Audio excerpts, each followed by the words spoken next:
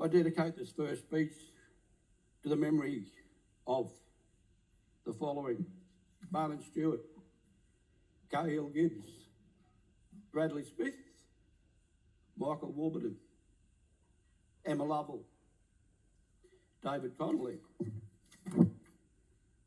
Scott Cadbury, Robert Brown, Kelsey Davies, Michaela Chandler, Cherie Robertson, Violene White,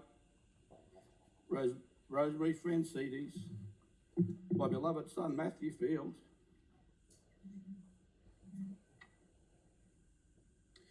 his love partner Kate Ledbetter, and the treasured unborn baby, my grandson Miles. For all those deaths since Australia Day 2021, juveniles have either been convicted or charged, and I acknowledge there are many more victims, including others before that dreadful day, and I dedicate this speech to them also. Some members are elected to the Assembly not knowing what they believe or who they'll fight for. Others discover that on the journey here. Others quite never do. But I stand here knowing what I stand for and knowing what I believe. I stand with victims. I believe in justice. And I'm here in this body of lawmakers because lawlessness can never, ever be accepted as the norm. It is what I feel in the depth of my bones. Politics is not a game to me. It's real life. I know the consequences of what we decide or what we do does really, really matter. And sometimes I've found in my life before Parliament, what can matter much as to citizens is also what governments choose to ignore, play down, let fester, or turn a blind eye to. Mr. Speaker, I'm the most unlikely member of Parliament to ever sat in this chamber. I'm 69 years of age. Until recently, I owned just one suit, which I dusted off for weddings, and that shrunk every time before every event. My most recent occupation was retired, and I was pretty good at that. I'm a typical Aussie granddad who thinks the best thing in the world is spending time with his grandkids.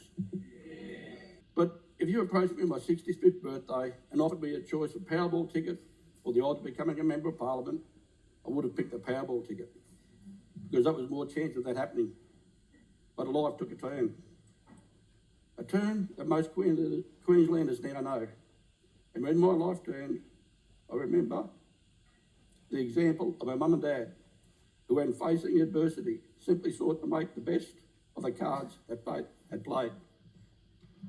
An approach that seeks to make a better life for others, even when it hurts. On good days, bad days, and terrible days. That's what my wife Anne and I have tried to do.